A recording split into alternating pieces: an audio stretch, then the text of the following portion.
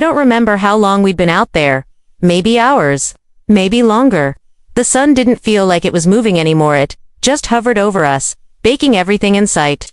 The ground was cracked and sharp, like broken dishes, and the wind was too tired to blow. I was sweating through my shirt, and my shoes stuck to the dirt like glue. My mommy was tied to a rock. She wasn't crying anymore. Her voice had given up a while ago, gone raw from all the screaming. Now she just whispered, and cracked like an old radio. "Baby," she said, barely audible, "go find help. He'll come back soon. He just needs time." But I knew something she didn't. He wasn't coming back. He was never planning to. We had driven out into the desert. Early that morning, my stepfather, Clay, said we were going on a surprise trip. Mom smiled like she wanted to believe him. She wore her pink sunglasses, the ones she always wore when she didn't want anyone to see she'd been crying. We drove for hours. No music. No talking. Just the sound of the tires over gravel and the occasional crack of his knuckles on the steering wheel. When we stopped, there was nothing around us, just a single dead tree, the huge rock, and an endless stretch of sand and silence. I thought maybe it was a joke. Some kind of twisted game. But when Clay told me to sit in the shade while he talked to my mom, I started to feel sick. He tied her up. At first, she thought it was a prank. She laughed and said, "What is this, Clay?" But his face didn't change. He knotted the rope tight, her arms around the back of the stone, her legs tucked under. Then he stood up, wiped the dust off his jeans, and looked at me. "She's gonna be fine," he said flatly. "Stay with her, I'll be back." And then he left. That was 2 suns ago. I sat beside her, keeping her company, trying to stay in the shade. But the shade kept moving. Sometimes I walked in circles around the rock to stay cool. Other times, I tried untying the rope, but the knots were too tight. My fingers weren't strong enough. Mom told me to conserve my energy. She said the heat can make people do dumb things. She tried to keep calm, to keep me calm, even as her lips dried out and cracked open. Even as the flies started crawling on her skin. "Baby," she whispered, "don't cry. He's just trying to scare us. He'll be back soon." But I knew better. The night before we left, I overheard them arguing. I was supposed to be asleep, but their voices carried through the trailer like thunder. Something about money. Something about Mom trying to leave. He said something like, "You leave me, I'll make sure you disappear." Now I understood what he meant. The second night, it got cold. Mom shivered and whimpered in her sleep, her face pale in the moonlight. I curled up next to her the best I could, holding her foot like a teddy bear. I kept hoping that maybe, just maybe, when I woke up, we'd be back home. But the sun rose, and everything was still broken and hot and silent. Today, she stopped talking. I touched her face and she flinched, still alive, but barely. Her eyes moved, slow and unsure, and I saw something I hadn't seen before. Fear. Not fear of him, or of dying. Fear that I was alone. That if she closed her eyes again, she might not wake up. So I stood up. I looked at the empty road where the car used to be. My knees were weak, but my heart felt strong.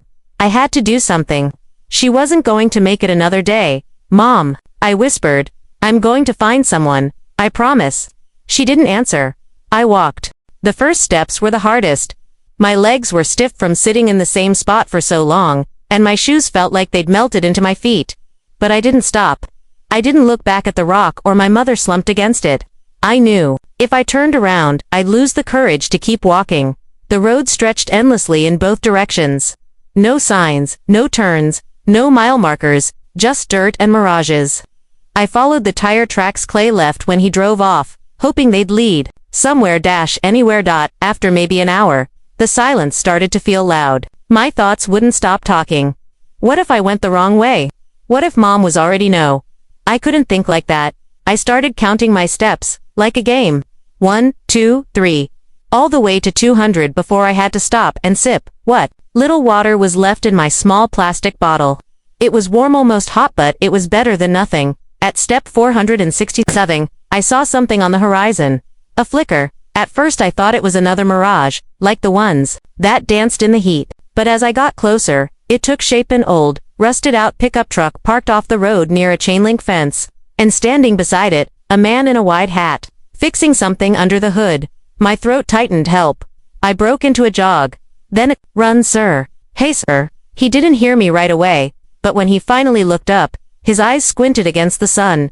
"You okay?" he called, already stepping away from the truck.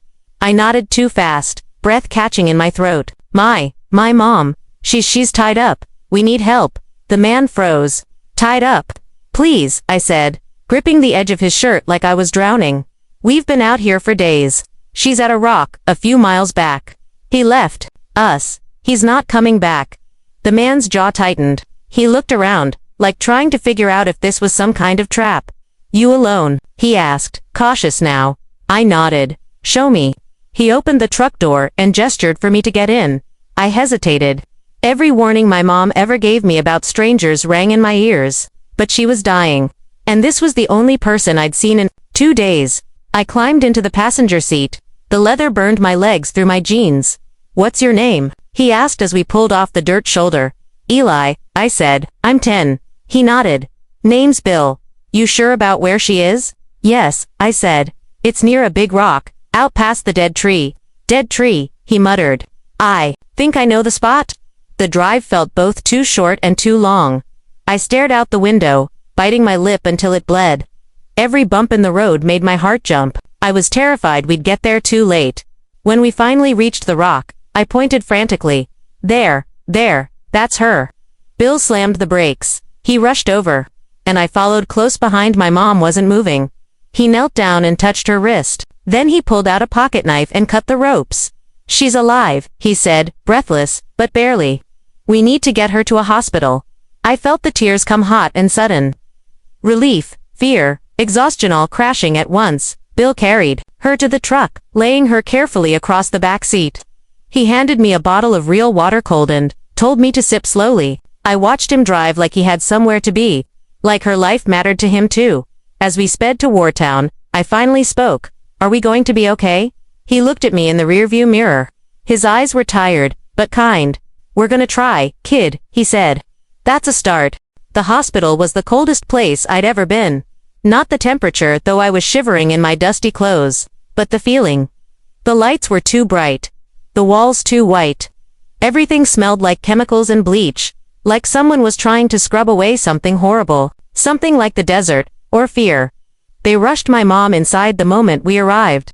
A nurse put her on a rolling bed while a man in blue scrubs asked 1,000 questions at once. Bill answered most of them. I just stood there, hands trembling, watching them disappear behind swinging doors. And then I was alone again. A nurse named Dana noticed me shaking. She brought me a juice box and a blanket and said she'd find someone to talk to me. I thanked her, but I couldn't drink. My mouth still tasted like sand. A few hours passed, or maybe just one. I kept thinking someone was going to come tell me she was gone. But eventually, a doctor with gray hair and a clipboard came out and knelt beside me. "She's stable," he said. "Dehydrated, sunburned, and exhausted, but she's alive. That's thanks to you." I didn't feel heroic. I felt empty. They let me see her after that. She looked small in the hospital bed, smaller than I remembered. Her skin was red and blistered, and IV snaked from her arm. Machines beeped like tiny heartbeats. When I walked in, she opened her eyes. "Eli," she rasped, voice raw. I took her hand. "I found someone. He helped us." She tried to smile, but it barely reached her eyes. "You're so brave." "No," I whispered. "I was scared the whole time." "That's what makes it brave," she said, then closed her eyes again. The police came next. 2 officers stood in the hallway, waiting to talk to me. One of them, Detective Alvarez, was calm and soft-spoken, but the other kept glancing at me like I was too young to be answering questions. Bill sat with me while I told them everything. Clay, the desert, the ropes, the promise he'd be back, the days in the sun, my walk, the truck. When I said Clay's name, the soft-spoken one nodded slowly, like he'd heard it before. "You know him?" I asked. "We've had a few calls about a Clayton Reeves," Alvarez said carefully. "Nothing stuck." "What do you mean? Your mom ever talk about trying to leave him?" he asked instead of answering. I nodded. "She said we could go live with Grandma, but she was scared." That was enough. The officers exchanged a look. After the interview, they asked if I had somewhere to stay. I didn't. Mom's family was hours away, and we didn't know anyone in town. Bill offered to let me rest at his place for the night. "I've got a spare room," he said, "just for one night. Until her people get here." I looked at Mom, and she nodded. "It's okay, baby, just one night." I'll be okay. Bill's house was small and quiet. He gave me pajamas that didn't quite fit and made me a grilled cheese sandwich that I couldn't finish. I sat on the couch with his old dog, Ranger, while he flipped through the TV channels. You holding up? He asked after a while. I nodded. You saved us. No, kid, he said. You did. Then he said something I wasn't ready for. They're going to look for him now. Clay. They'll find him. What if they don't? They will. Guys like that leave messes behind. Always do. I didn't sleep that night. I stared at the ceiling, remembering Clay's face when he tied the last knot. Focused. Like he was building a fence, not trapping a human being. What kind of man could do that? And what if he wasn't finished? The next morning, the hospital called. Mom was awake and asking for me. I wanted to run back there, to see her face again in the light, but just as Bill and I were getting in the truck, his phone buzzed. He answered, yeah. Unhung, you sure? His expression changed. Not fear, but something close to dread. He looked at me. That was Alvarez, he said. They found the car, burned. About 15 miles from where he left you. My stomach dropped. What about him? I asked. Bill hesitated. They didn't find Clay, just the car. The news hit me like a stone. They found the car burned to a crisp. Twisted metal, nothing left but ashes and the smell of smoke lingering in the air. But no sign of Clay. That meant one thing. He was still out there, still free, still dangerous. Bill didn't sugarcoat it. That car's a message, he said, voice low. Clay wanted to disappear fast, but he's not gone. Not yet. The days after were a blur. I stayed close to Mom in the hospital. She was getting stronger but still weak. Her skin looked like it had been pulled tight over a raw wound, and her eyes were haunted. I could see the fear in them even when she tried to smile. Detective Alvarez came by again. This time, he had a different look, more serious, quieter. Eli, we're going to do everything we can to find him. But we need you to be careful. Why? I asked. Because sometimes, people, like Clay, don't give up. Not I. I wanted to be brave. But my heart pounded every time the phone rang or a shadow moved too close to the window. One afternoon, I decided I couldn't stay in that room anymore. I needed air. I asked Bill to take me somewhere. He drove us to a small park on the edge of town, a place with trees and benches and a pond full of ducks. It was the first place that felt normal. Do you think Clay's going to come back? I asked Bill, watching a duck paddle across the water. He shrugged. I don't know. But if he does, we'll be ready. I looked at the trees, trying to imagine how different the world could be if my mom wasn't tied to that rock. That night, Bill told me about his own past, how he used to be a cop before things went bad. How sometimes, people like Clay slipped through the cracks. I've seen a lot of bad things, Eli, he said, but I've also seen people fight back. People like your mom, and you. You're both fighters. I wanted to believe him, but the fear was growing inside me, spreading like shadows under the door. Then, one morning, the hospital called again. Mom had asked for me urgently. When I got there, she grabbed my hand. I need you to listen, she whispered, her voice weak but steady. She told me things I hadn't known about Clay's anger. The nights he yelled, the threats she tried to hide from me. She said, he's dangerous, Eli, not just to me, but to you too. I squeezed her hand. I won't let him hurt you, I promised. But deep down, I wondered how could I stop someone who was already lost in the desert, hidden like a ghost. The days after Mom's warning felt heavier. Every knock on the door, every car passing by, made my heart jump. I stayed close to her, watching the slow healing of her skin, the growing strength in her eyes. But the fear Clay's shadow left us. Detective Alvarez and Bill started visiting more often. Alvarez talked about new leads, tips from people who might have seen Clay.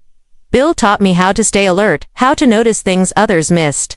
Look around you, he said one afternoon, as we sat on the porch. The world's full of signs. You just have to learn to read them. At first, I didn't understand. But soon, I started noticing things: the fresh tire tracks in the dirt, strangers watching from a distance, a broken branch on the path behind the hospital.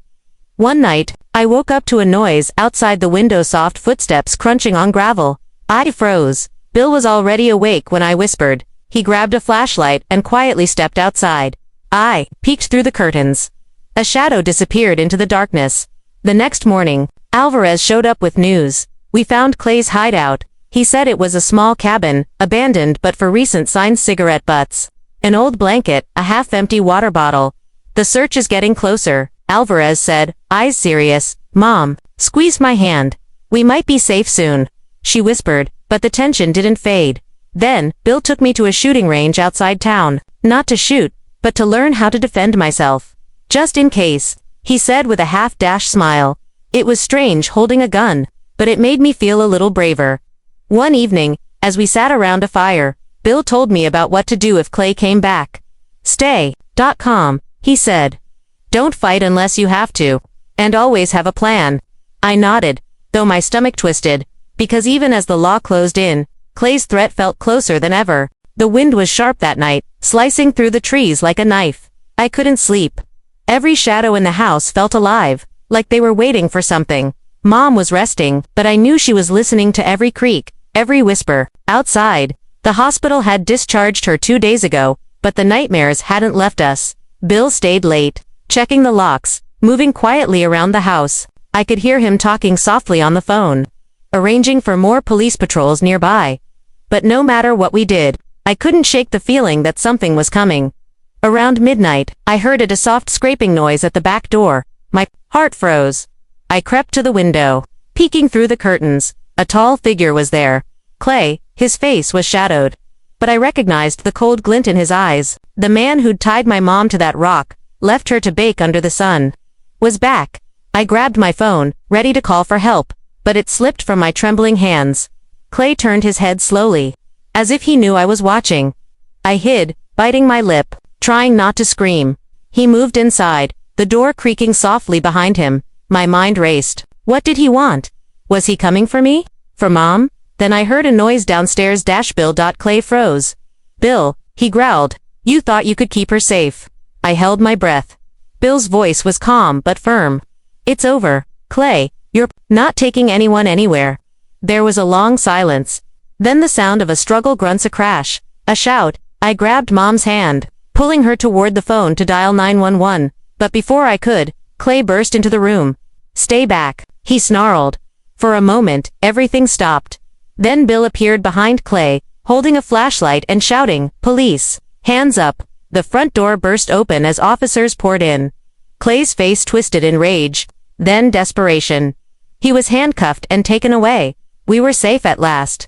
The day Clay left was both the end and a beginning. The police drove him away in handcuffs, the heavy door slamming shut behind him like a final curtain on a nightmare. For the first time in what felt like forever, the air in the house seemed lighter, less thick with fear. Mom and I sat together in the living room, the morning sun spilling through the windows. Her skin was still healing, but her eyes held a spark I hadn't seen in a long time, a mix of relief, strength, and hope. You were so brave, Eli, she said, her voice soft but steady. I shrugged. I just wanted to save you. She smiled, reaching out to brush my hair back from my forehead. You saved us both. Bill visited often, like a guardian who wouldn't leave until we were ready. He helped Mom get to counseling and legal appointments. He even took me fishing once, out by a quiet lake where the world felt peaceful for a moment. We found a small apartment near Mom's work. It wasn't much, but it was ours. A place where we could rebuild. Days turned into weeks. The nightmares faded, replaced by quiet mornings and the sound of laughter again. Mom talked about going back to school, finishing what she'd started before Clay's threats. I started making new friends at my new school, learning to trust again. One afternoon, Bill stopped by with Ranger, his old dog, wagging his tail happily. How are you feeling, champ? He asked, ruffling my hair. Better, I said, smiling. Bill nodded. Good, because no matter what comes next, you've got people who care. People who will fight for you. I looked at Mom, who nodded back, her hand in mine. We were safe. We were free, and for the first time, the future didn't feel so scary.